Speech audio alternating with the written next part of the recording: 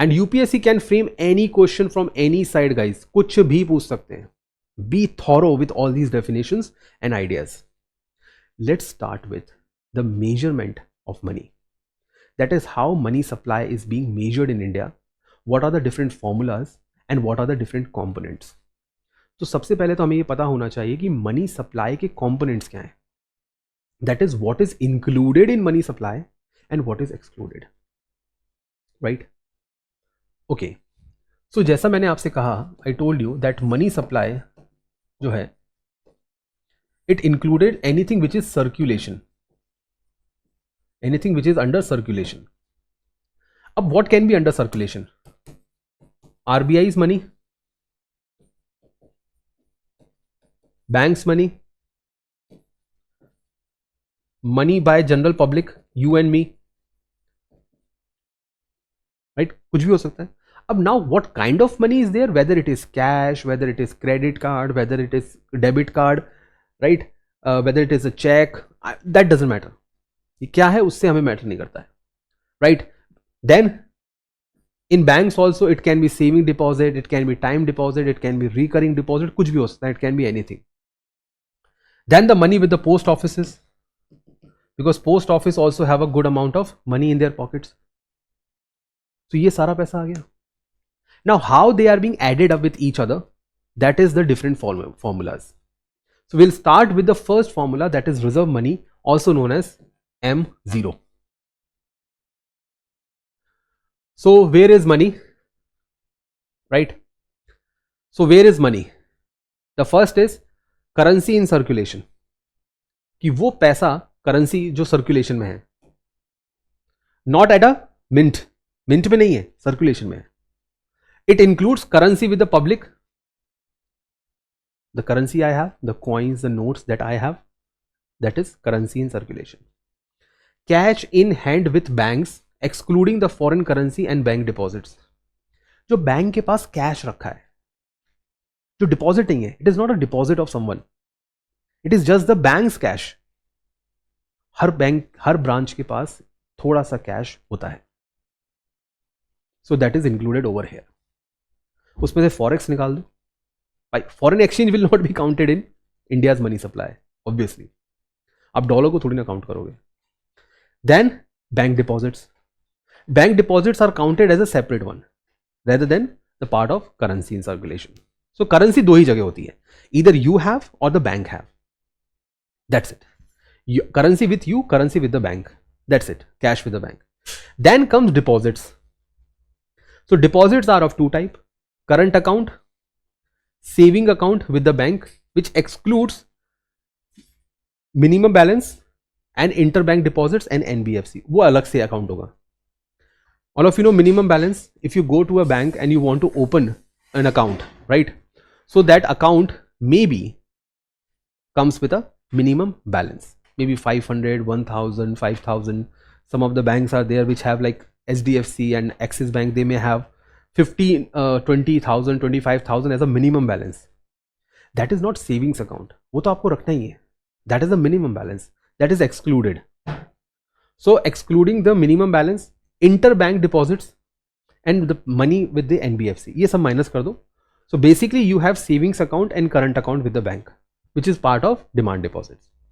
Then come time deposits, recurring deposits, fixed deposit and minimum balance. ये तीनों यहाँ आ गए. So minimum balance is not in the demand deposit, minimum balance is part of time deposit. Then the other deposits with RBI, that is CRR, ये भी तो include होगा. It is also cash and it is in circulation also, because every day in and out it is being added or subtracted. वो ऊपर नीचे होता रहता है depending on the NDTL. Other deposits with RBI, deposits of the international institutions, deposits of the foreign central banks and the governments, deposits of the quasi government bodies like NABARD. All their deposits, they are also part of, because this is being used by RBI. ये RBI use करता है for transactions. That's why. इसमें dollars नहीं है. It does not include foreign currency. Okay, it is the currency deposits of the other entities, but in Indian rupee only. Then the last one is deposits with the post office, savings and time, both. In the post office in India, you can open both kind of deposits, saving deposit, which you can withdraw anytime, right? Or you can have time deposit, which you will withdraw after 1 year, most probably. Time deposit are as small as 7 days also, but people don't usually keep it for that small period, right? Until unless it's a institutional transactions. Moving ahead.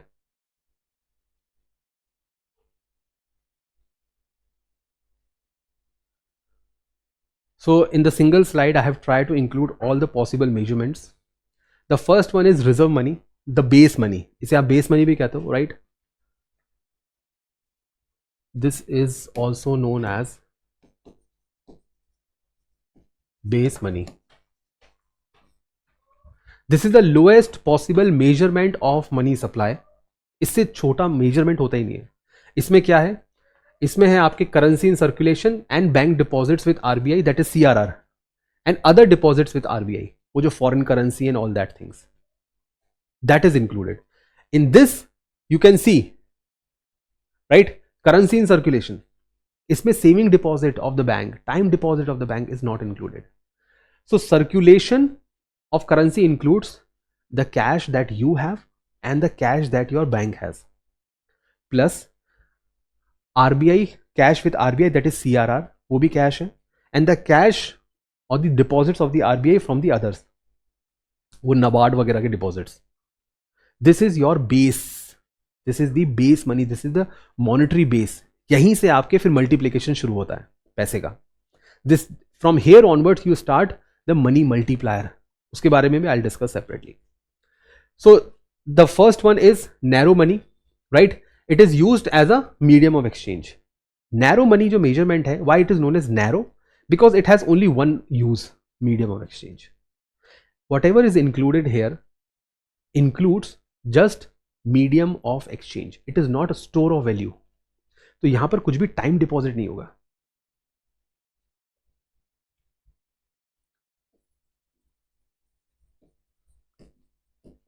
Currency in hand plus saving deposits together are known as medium of exchange. इसका use क्या है? What is the use? Used as medium of exchange, right? बहुत जल्दी exchange हो सकता है. If you have cash in hand, you can buy anything instantly. The money that you have in saving deposit, you can withdraw that instantly. Okay, tell me, can you go to the ATM and withdraw your time deposit or fixed deposit money? नहीं निकाल सकते ना. To withdraw your money from the fixed deposit, you need a long drawn process. एक थोड़ा लंबा process होता है. So the money which is instantly available, वो जो instantly आपको available है, that is known as, that is used for medium of exchange. So the money which is used as store of value, उसमें क्या आ जाएगा आपके? Time deposits. It includes time deposits. So here this is known as narrow money, right? And this is, when you include this also, it's known as broad money. It's a broad आ गया. It includes those that amount of money which you can withdraw at a distant time, जिसको कुछ दिनों बाद आप withdraw कर सकते हो. Instantly withdraw नहीं हो सकते. सो जो इंस्टेंटली विड्रॉ हो सकते हैं वो होते हैं नैरो मनी. जिसको विड्रॉ करने में या जिसको यूज करने में आपको टाइम लगेगा उसको हम कहते हैं broad money. All right. So the first formula is narrow money. यहां लिखा भी है narrow money. M1 is narrow money. क्यों? क्योंकि ये मीडियम ऑफ एक्सचेंज आता है. It includes currency with the public and the bank दोनों. Demand deposit, that is saving account, current account. Other deposit with RBI, cash in hand with the bank is excluded, right. इसमें से हमने cash in hand हटा दिया. पहले होता था, अब हटा दिया है. Then comes M2. ये तो बहुत ही कम यूज होता है. I mean it is the least possible used measure. RBI use करेगा, जनरली लोग इस पर ध्यान नहीं देते हैं. इट इंक्लूड्स M1, जो इसके ये सारे हैं, plus demand deposit with post office, that is saving deposits, that is saving deposit of post office. Then comes M3, which is known as broad money. Why broad money? Because it takes time. It is basically used to store value. आप fixed deposit क्यों खोलते हो? Why do you open fixed deposit? To store, to earn interest, to store your value. यानी आप अपने पैसे को बचाने के लिए, उससे इंटरेस्ट अर्न करने के लिए, फ्यूचर के लिए आप टाइम डिपॉजिट्स खोलते हो या फिक्स डिपॉजिट खोलते हो. सेविंग्स अकाउंट आप सिर्फ इसलिए खोलते हो ताकि आप डे टू डे यूज कर सको, और करंट अकाउंट तो इसलिए खोलते हो ताकि फ्रीक्वेंट आप ट्रांजेक्शन्स कर सको, एक दिन में कई बार भी कर सको, क्योंकि उसमें इंटरेस्ट नहीं होता. So that's why it is known as broad money, because it is used as both medium of exchange as well as the store of value. ये दोनों में काम आ रहा है. So it includes M1 plus time deposits. So M1 plus time deposit यानी fix deposit, saving deposit, current account deposit, recurring account deposit, the minimum balance, right? Deposits with RBI, then demand deposits with the bank, सब आ गया इसमें. So basically deposit, deposit, deposit, deposit, all the deposits plus currency in circulation. Then comes M4. अब कुछ नहीं, अब आप एक एक करके ऐड करते रहो बस. M4 में क्या है? M3 में आप पोस्ट ऑफिस के डिमांड डिपॉजिट्स को ऐड कर दो, एक्सेप्ट नेशनल सेविंग्स सर्टिफिकेट्स. इसको एक्सक्लूड करके आप सब कुछ ऐड कर दो. Then comes NM. NM stands for new money. ये नए मेजरमेंट्स हैं, राइट? ये हिस्टोरिकली इंडिया में यूज नहीं होते थे, ये नए मेजरमेंट्स हैं. NM, NM1, NM2. सो NM1, सॉरी 1 तो मैं नहीं लूंगा, इतना यूज नहीं होता, वो M4 की तरह ही होता है. NM1 is M1 plus certificate of deposit, time deposit less than 1 year. Certificate of deposits and time deposit less than 1 year. अभी just 2 minutes back I told you that कि आज के टाइम पे फिक्स डिपॉजिट 7 दिन का भी होता है. Saving deposit is less liquid than demand deposit. Saving deposit is demand deposit, वो लेस और मोर लिक्विड नहीं होता है. Okay, so just I told you that these days you have fixed deposit which are less than you can say 1 year. 7 days के भी deposits होते हैं, fixed FD for 7 days. So that is less than 1 year. So the policy makers, they thought that where should we include that? Okay, just a moment.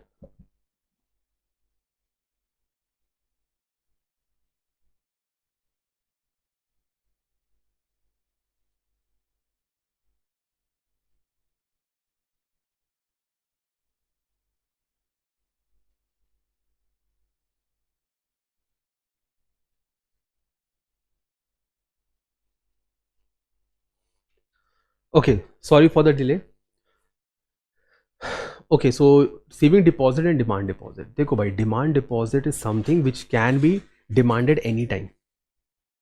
जिसे आप bank में जाके demand करोगे वो आपको दे देगा, ठीक है? That is demand deposit. Saving deposit is one of the type of demand deposit. इतना याद रखो, राइट? सो लेस लिक्विड मोर लिक्विड नहीं होता है. It is just something which is available on demand, right?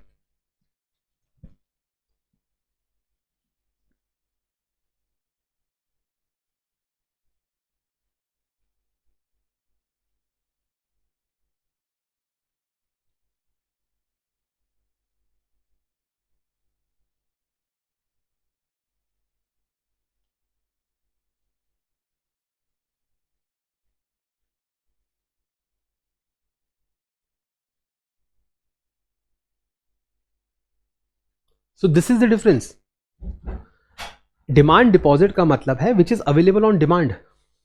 अब मैं इसके अंदर फिक्स डिपॉजिट क्यों नहीं डाल रहा हूं? I am not including fix deposit because fix deposit निकालने के लिए मैं बैंक में जाके पूछ नहीं सकता हूं. लेट्स से मैं आज मॉर्निंग में बैंक गया और मैंने कहा मेरा FD का पैसा दे दो. अरे वो कहेंगे ऐसे थोड़ी ना मिल जाएगा भाई, ऐसे नहीं मिलता है. It takes time, right? So ये चीज ध्यान रखनी है.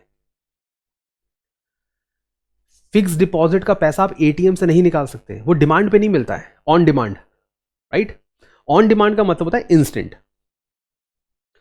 The last one is term deposits of more than 1 year, call and term funding from the non banking such as NABARD.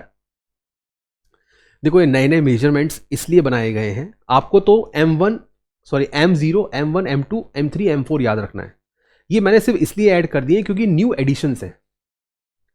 NABARD के आपने इंक्लूड कर दिए साहब फंडिंग्स, ये भी इंक्लूड कर दिए। सर्टिफिकेट ऑफ डिपॉजिट का मतलब ये है कि मेरे अकाउंट में, ठीक है, ये आप इंडिविजुअल्स यूज नहीं करते। मैं एक बहुत बड़ा बिजनेसमैन हूं और मेरे अकाउंट में 100 करोड़ रुपए, तो मैं जाऊंगा बैंक के पास, ठीक है, और मैं बैंक से कहूंगा कि मुझे एक सर्टिफिकेट दे दो मेरे डिपॉजिट के ऊपर। तो मेरा बैंक एक सर्टिफिकेट बना के देगा कि मिस्टर जतिन के नाम पर हमारे अकाउंट में 100 करोड़ रुपए जमा है, जो कि फिक्स डिपॉजिट है और ये 7 साल के लिए डिपॉजिटेड है। अब वो एक क्या हो गया, प्रूफ हो गया मेरे पास, ठीक है।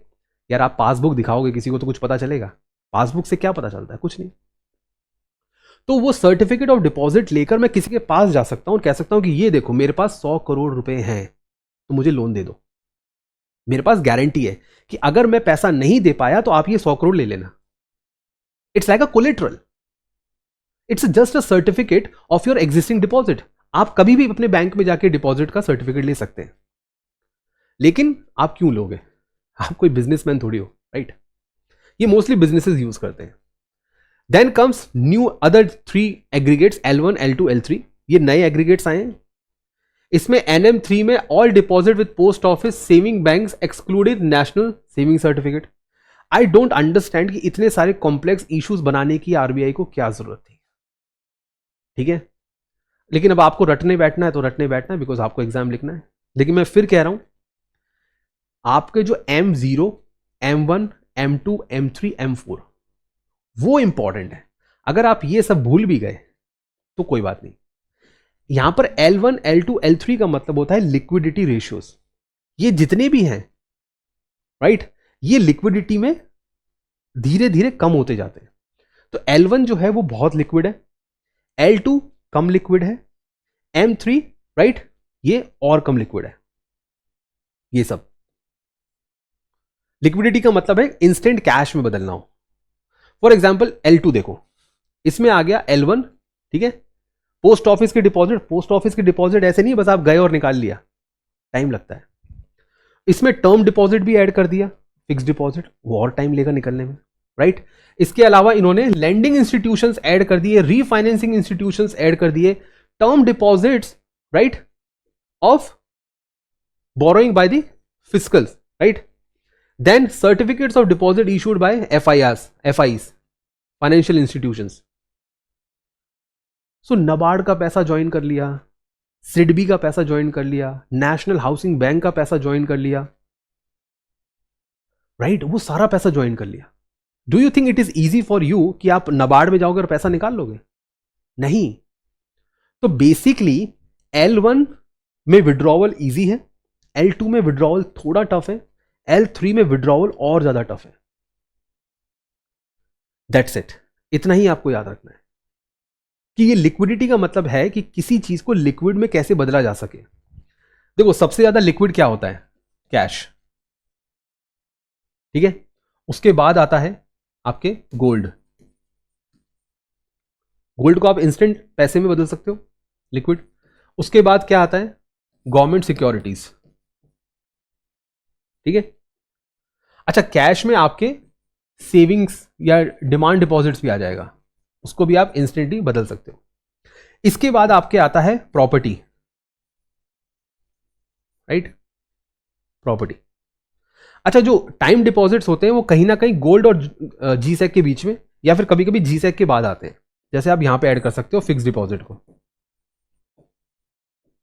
फिक्स डिपॉजिट को विड्रॉवल करने में थोड़ा टाइम लगता है, लेकिन जीसेक गवर्नमेंट सिक्योरिटीज आप इंस्टेंटली बेच सकते हो। पॉइंट इज, किसी भी चीज की लिक्विडिटी इस चीज पर डिपेंड करती है कि उसको बेचने में कितना टाइम लगता है और उसको कैश में कन्वर्ट करने में कितना टाइम लगता है। That is liquidity. सो ये जो 3 मेजर्स हैं ये आपको बताते हैं कि कैसे कैसे आप कन्वर्ट कर सकते हो लिक्विडिटी में, starting from 1 to the last one. These are the total 5 + 3 कितने हो गए 11 measures of money supply in India. आपको क्या याद रखनी है, आपको सिर्फ 3 तो बहुत ही अच्छे से याद रखना है, and those are M0 which is monetary base, right. ये रिजर्व मनी भी होती है, मॉनेटरी बेस भी होती है, इसे हाई पावर्ड मनी भी कहते हैं। It is also denoted by a word H, sorry letter H, इसको H भी बोलते हैं। It is high powered money. Then comes M1 and then comes M3। ये हो गई आपकी नैरो मनी और ये हो गई आपकी broad money, right. Narrow money जो मैंने आपको बता ही दिया मीडियम ऑफ एक्सचेंज में काम आती है, और broad money medium of exchange plus store of value दोनों में काम आती है। सो इसको M2 में भी, M2 भी इसी में आ जाएगा और यहां पर M4 आ जाएगा। तो M2 and M1 are narrow money, M3 and M4 are broad money. लेकिन आपको क्या याद रखना है, आपको ये 3 याद रखने हैं और इनका कॉम्पोजिशन। इसको टैटू करवा लो, इतना इंपॉर्टेंट है, ठीक है। तो ये आपको पता होने चाहिए what is included in these 3 and what is excluded in these 3। Now what is money multiplier? Money multiplier is M3 by MO। This is money multiplier, right. इसको M, स्मॉल m या स्मॉल k से भी लोग denote करते हैं। M3 by MO, ठीक है। This is money multiplier. Money multiplier क्या होता है, राइट कहने का मतलब यह है कि एक 100 रुपए का काम, 100 रुपए का जो नोट छप कर आया, उसने कितने बार मल्टीप्लाई किया है, ठीक है। This is not velocity of transactions, ठीक है। उसने कितने का मनी जनरेट किया है, 100 रुपए के नोट ने कितनी वैल्यू जनरेट की है। So that is money multiplier. तो वो जो बेस 100 रुपए का जो बेस का नोट है वो कहां से आया, वो M0 से आया, और उसने सेविंग डिपॉजिट, टाइम डिपॉजिट सब में जा जाके बार बार उसने कितने का टोटल अमाउंट क्रिएट किया, दैट इज M3, ठीक है। एक मैं फ्लो चार्ट समझाता हूं, you will understand the concept of money multiplier. Let's say there is a CRR, ठीक है, that is cash with RBI, राइट, कैश विथ RBI। ये है आपके पास 100 रुपए का, ये 100 रुपए का है, ठीक है। अब ये 100 रुपया यहां से निकलता है, RBI चेंजेस CRR, RBI ने CRR चेंज कर दिया, 100 रुपए रिलीज हो गए। This 100 rupee goes to SBI, ठीक है। SBI में गए, SBI ने इस 100 रुपए का लोन दे दिया, ठीक है। देखिए मैं यहां पर अभी डिपॉजिट रेशियो की बात नहीं कर रहा हूं, क्रेडिट डिपॉजिट रेशियो की बात नहीं कर रहा हूं, मैं बैंकिंग क्रेडिट क्रिएशन की बात नहीं कर रहा हूं, ओके। SBI ने 100 रुपए का लोन दे दिया, यहां पर ये कैश था, आप इसे न्यू कैश बोल सकते हैं, इट्स अ न्यू कैश, बिल्कुल नया नया पैसा है, ठीक है, कहीं यूज नहीं हुआ है, बिल्कुल फ्रेश पैसा है। ये न्यू कैश SBI के पास जाता है, SBI ने 100 रुपए का लोन दे दिया, ठीक है। 100 रुपए का लोन दे दिया इन्होंने मिस्टर ए को दे दिया। मिस्टर ए ने अपने ICICI बैंक के सेविंग्स अकाउंट में इसको 100 रुपए को डिपॉजिट कर दिया। मिस्टर ए ने यहां से 100 रुपए का लोन लेकर अपने ICICI बैंक के अकाउंट में 100 रुपए डिपॉजिट कर दिए, ठीक है। ICICI ने ये 100 रुपए का लोन, ठीक है, मिस्टर बी को दे दिया, मिस्टर बी को ये लोन दे दिया, ठीक है। मिस्टर बी ने ये 100 रुपए से मान लीजिए एक बाइक खरीद ली, ठीक है, ऑटोमोबाइल लोन ले लिया और ये बाइक खरीद ली। अब वो 100 रुपए मिस्टर बी से चले जाएंगे किसको, बाइक ओनर को, बाइक मैन्युफैक्चरर को, लेट से जो भी है, हीरो होंडा बजाज, जो भी बाइक बनाता है उसके पास वो 100 रुपए चले जाएंगे, राइट। सो ये 100 रुपए चले जाएंगे आपके हीरो के पास, हीरो मोटर्स, ठीक है। हीरो मोटर्स ने ये 100 रुपए लेकर एक फिक्स डिपॉजिट में डाल दिए, ठीक है, ये फिक्स डिपॉजिट में डाल दिए। यहां पर एंड हो जाता है क्योंकि ये टाइम डिपॉजिट आ गया। So what is M3? M0 क्या है? M0 ये है, दिस इज M0, ठीक है। मैं आपको बता देता हूं, ये है M0 और बेस मनी, ठीक है। व्हेन यू इंक्लूड दिस, ठीक है, ये कैश इन हैंड हो गया, मिस्टर ए के पास कैश इन हैंड आ गया था, तो सर्कुलेशन में आ गया, करेंसी इन सर्कुलेशन, ठीक है। ये सेविंग्स अकाउंट आ गया यानी M1 आ गया, टाइम डिपॉजिट यानी M3 आ गया। सो अगर आप इस सब को टोटल करोगे तो आपका बन जाएगा M3, ठीक है। अब फॉर्मूला क्या कहता है, M3 बाय M0 equals to money multiplier और M, कुछ भी आप इसको स्मॉल m या स्मॉल k से डिनोट कर दो। अब इसको कैलकुलेट करते हैं। सो M0 में क्या लिखूंगा मैं, 100, ठीक है। सो यहां पर मैंने M0 में लिख दिया है 100। M3 में क्या लिखूंगा, M3 में मैं लिखूंगा 100, 200, 300, 400, 500, राइट। तो यहां मैं लिखूंगा ऊपर 500। So what is the value of money multiplier guys, बहुत ही सिंपल है, इतनी मैथ्स तो आप सभी को आती होगी। तो मनी मल्टीप्लायर की वैल्यू क्या हुई, 5। तो मनी मल्टीप्लायर का मतलब यही है, एक मनी ने कितनी बार मल्टीप्लाई किया है, नाम में ही उसकी मीनिंग लिखी है। मनी मल्टीप्लायर का मतलब ही है कि मनी ने कितनी बार मल्टीप्लाई किया।